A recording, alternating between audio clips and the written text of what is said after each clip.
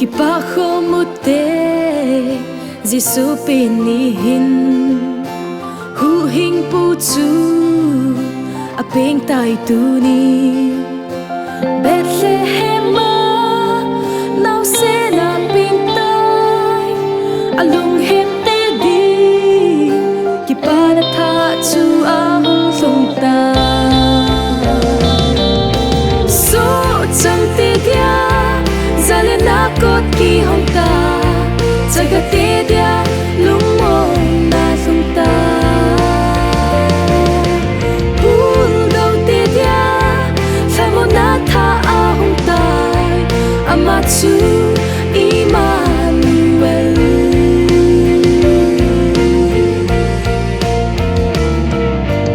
Eden kot kha chu ki ting zo ta lo mel ma satanin leng herod mang chan nau sen Giêsu chu su mang ding ngai to a hin a to gu lo thing zo di lo vin lo sam zo ta so chang te dia zalena kot ki hong ta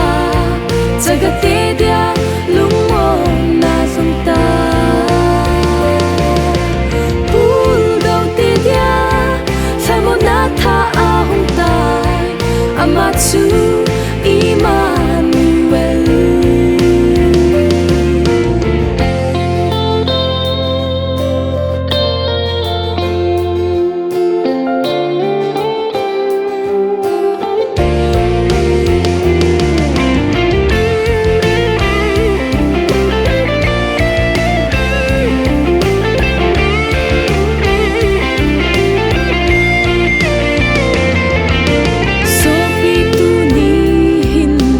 lung sung hong in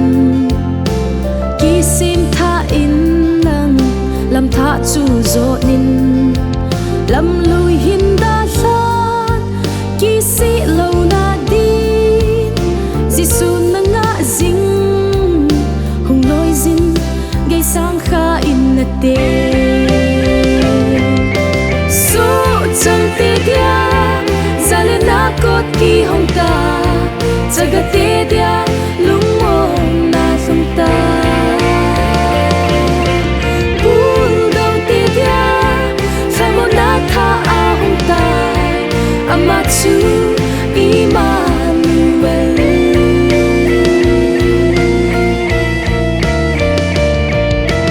kung thung ke zin ka hin gal dot u ve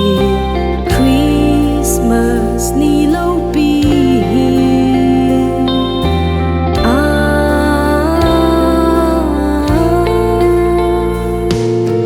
Khentum Umlou